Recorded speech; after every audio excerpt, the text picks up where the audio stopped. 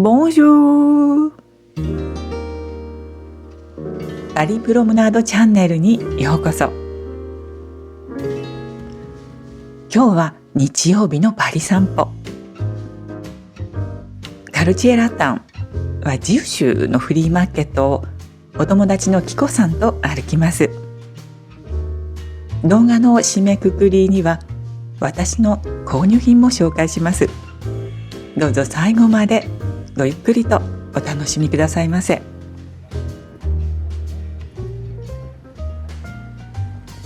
ノートルダム大聖堂、先頭部分の工事が今も続いています。3月初めの日曜日、気温はとても低いんですけれども、本当によく晴れました。カルチエラタンの日曜の朝はとても静かです。冬のパリが曇り空ばかりだったので、この日差しが本当に嬉しいです。おや、もう買い物を済ませた方がいるのかしら。ジュ州には大学があります。その建物が見えてきたと思ったら、フリーマーケットがすでに始まっていました。今日このフリーマーケットに私を誘ってくださったキコさん、彼女とはもう20年以上前からの友人なんですが、このところ何年かご無沙汰していました。ところがこのチャンネルでご紹介したブルターニュ通りでのブロカントで彼女にばったり再会したんです。ブロカントにはそういう宝物もあるんだなぁと思いました。メトロのジュ州駅、この周りにフリーマーケットが展開しています。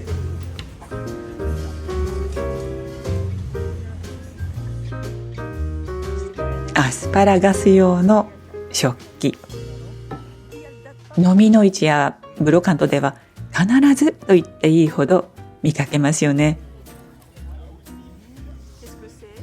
この焼き物、私たちは最初ピッチャーだと思ったんですが、下に穴が開いていました。この中に植物を入れて、葉っぱが髪の毛のようになるのを楽しむとマダムはおっしゃいます。面白い使い方ですね。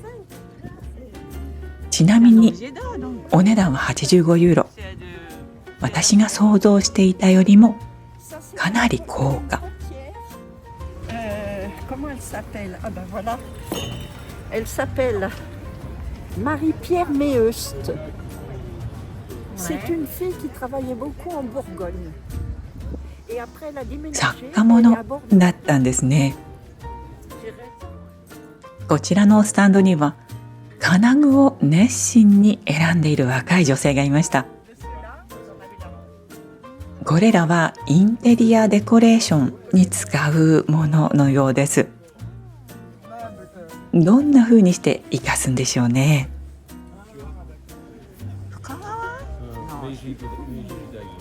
私にとってとっても魅力的なものを見つけました。この器には侍が描かれていますよ。スタンドのムッシュは深川陶器とおっしゃいます。けれども私はなんか違うように思ったんですよね。ヨーロッパの職人が絵付けしたように思えます。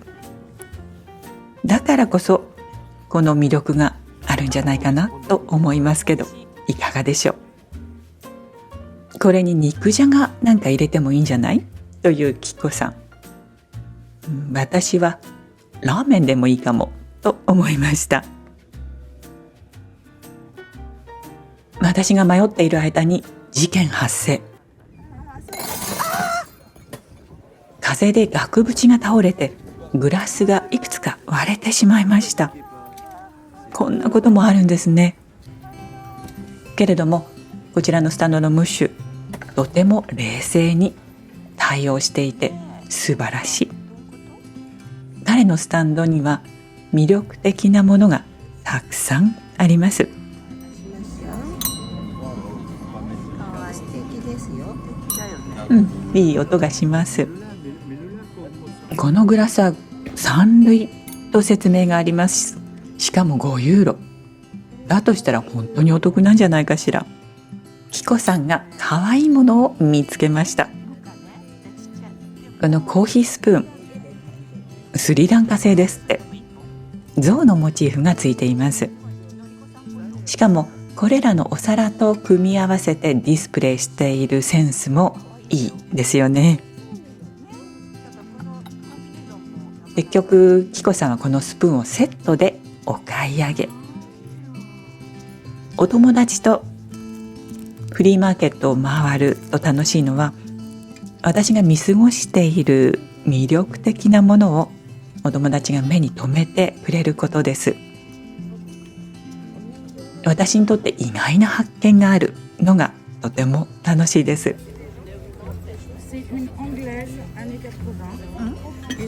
このティーポットも面白い。80年代のイギリス製のものですって。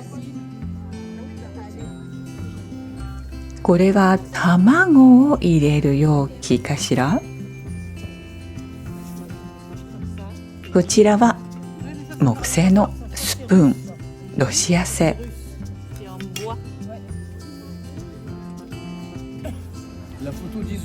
そのお皿は5ユーロ。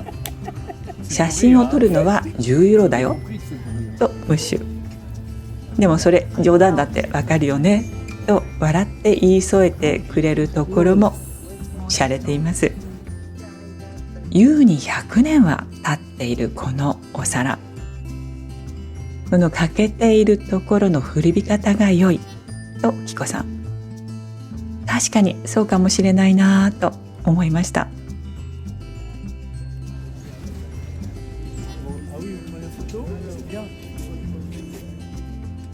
ボールがたくさん。ここにはみんなファーストネームが書かれているんですよね。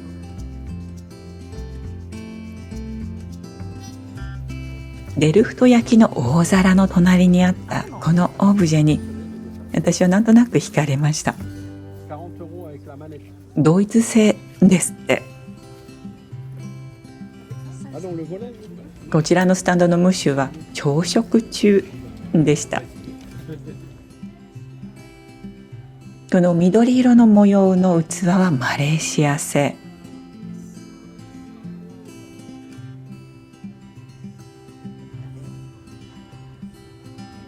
そしてこちらはそうです、フランスのジアン。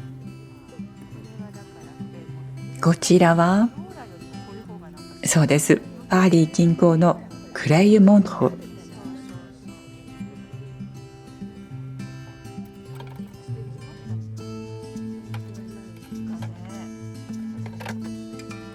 私はこういう感じの食器に目が行きますね。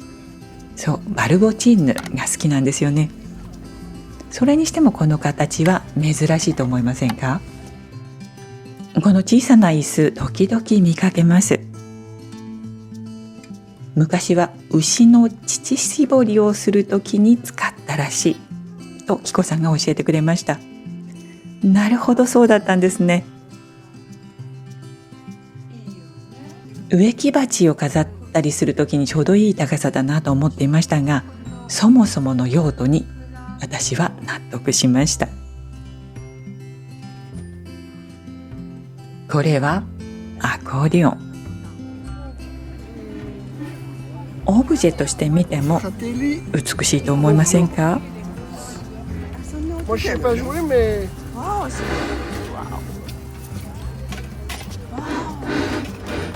Qui sait jouer, monsieur? Très joli, très très joli.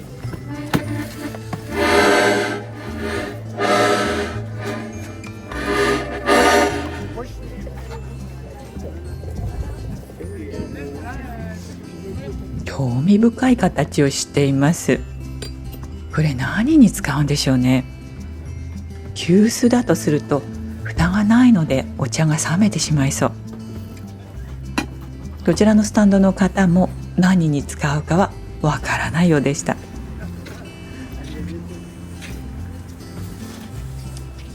この壁の部分が本を展示するのにちょうどいいわけなんですね。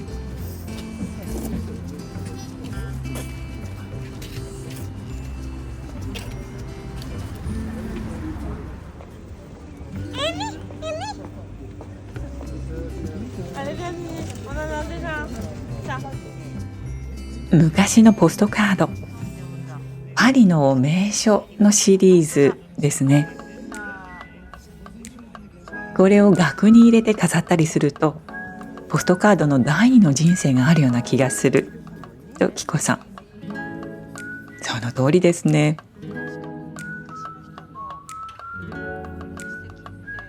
昔の方の筆跡も本当に美しい。キコさん曰く、書かれている内容も素敵。昔の人たちに比べると私たちの書く能力って衰えてる気がする。それにも納得します。ミモザの花束を抱えた女性とすれ違いました。素敵ですね。これはパジャマではなくて、布巾をパジャマのような形にしてプレゼンテーションしてるんです。遊び心がありますよね。大学の建物を取り囲むようにフリーマーケットは延々と続いています。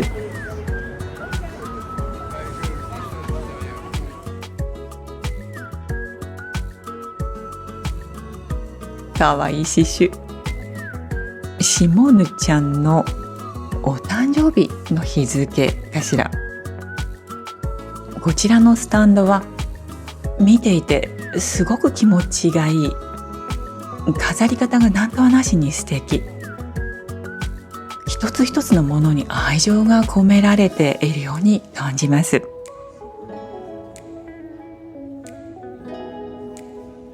そしてこれ何だと思います？襟なんです。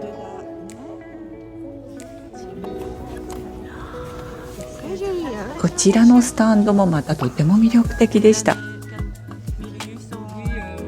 これは19世紀終わり頃のおもちゃだそうです。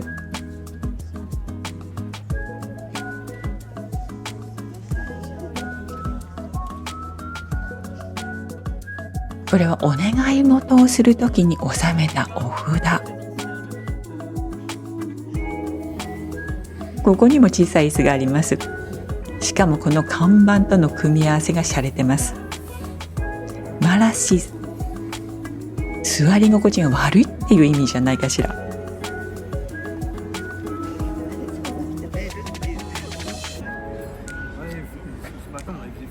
その椅子の居心地はいかがですか？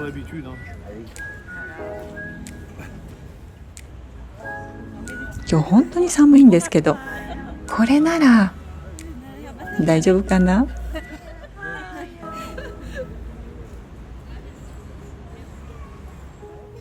ボンボイヤージュ。このお皿もいい感じですね。この左のお皿にはフランス革命の年号が入っています。こちらにもクレイモント製のお皿フローラのシリーズがたくさんありました。こちらは5ユーロ均一のコーナー。この箱がなんか可愛らしいと思いません？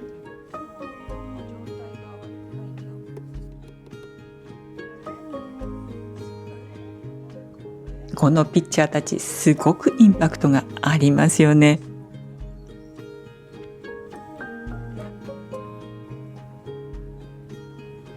ここにもフローラーのシリーズがありました。この鉢カバーは受け皿とセットで20ユーロ。案外安いと思ったら、これお花が欠けているからなんですって。それでこの値段なんですね。このピッチャーのシリーズ、蓋のところに可愛いどんぐりのモチーフがついています。卵入れがあったスタンドをもう一度通りかかったら、その器はなくなっていたんですが、さっき私が見過ごしていたこの焼き物にとても惹かれました。さっきは目に入らなかったのに不思議ですよね。キコさんと久しぶりにおしゃべりをしながらのんびりと歩いたフリーマーケット、とっても楽しかったです。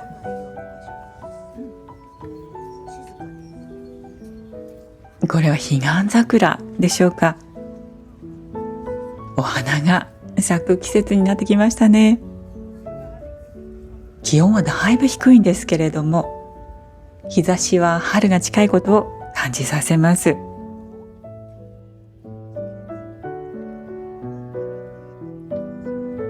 ちょっと一休みしたいところです。カルチアラタンの坂道を登っていく途中で、私たちはこのお店に目を留めました。あl'heure du thé、お茶の時間に。私たちが目を留めた理由はこれです。美味しそうでしょ。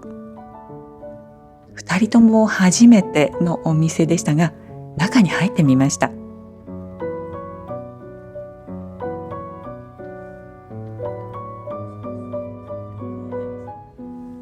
老舗のショコラティエの板チョコもありますが、私たちはやはりケーキをいただきたいですが、どれにしましょうね。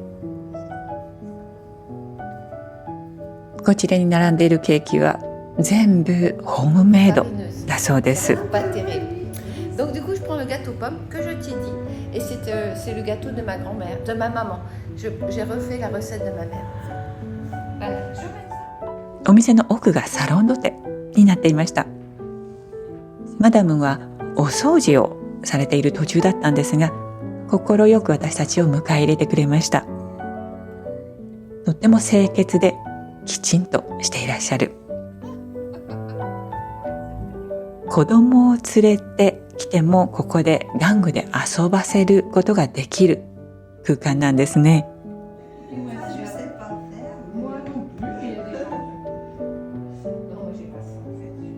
キコさんはフラン、私はリンゴのケーキを選びました。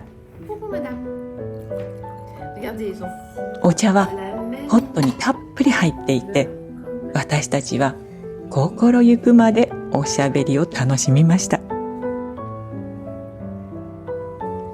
このサロンドテはずいぶん前からあるそうで、赤ちゃんの時にお母さんに連れられてきていた子が大きくなって、それでも来店してくれるとのこと。わかるような気がします。素敵な場所を発見した気分になりました。カルチエラタンの丘の頂上にあるパンテオン。青空に映えて見事ですよね。この建物の上からの眺めも以前ご紹介しました。概要欄にその動画のリンクを添えておきますので、どうぞご覧になってみてください。パンテオンの前から伸びる坂道を降りていくと、おなじみのリュクサンブール公園があります。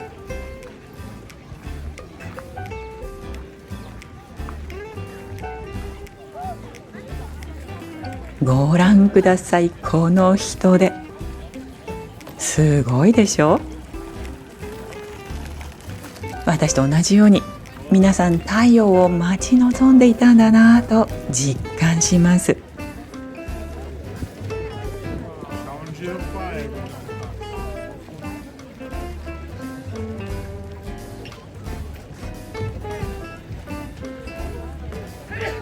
池で船遊びをしている子どもたちも大勢います。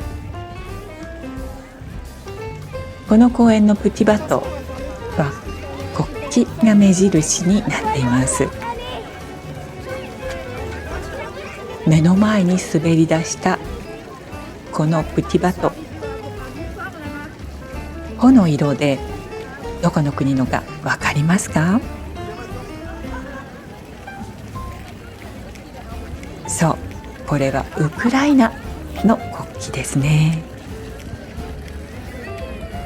さて、これから家に戻って購入品の紹介をいたしますね。私今日は2つも買ってしまいました。まずはこれです。5ユーロ均一の台の上にあった箱です。留め具の部分がちょっと個性的で、中もまあまあ綺麗でしょ。手書きのこの模様の素朴な感じもなんかいいなと思いました。この用途をすでに想定して買いました。スマホなどのコード、皆さんはどうしていらっしゃいます？私はデスク周りに置きっぱなしにしてしまうことがあるんですが、この箱を使えばちょっと気分が変わるかなと思いました。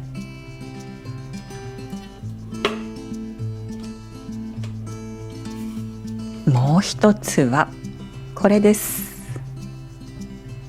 スタンドのマダムは最初30ユーロとおっしゃいました。私は侍の絵の描いてあった器、それからバルボティーヌのお皿も気になっていたので、どうしようかなと正直迷いました。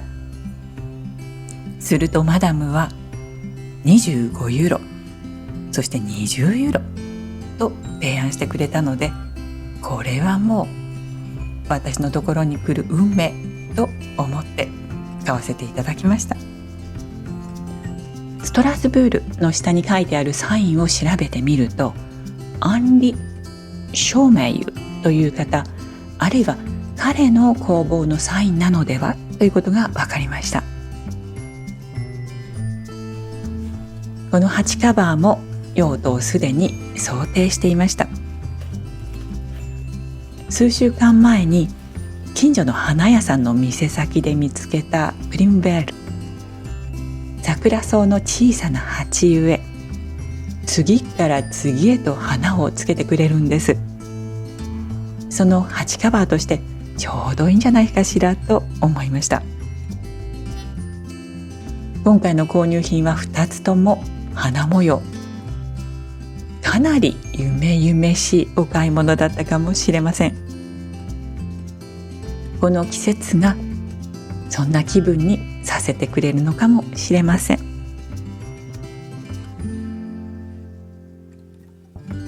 最後までご覧くださいましてどうもありがとうございました。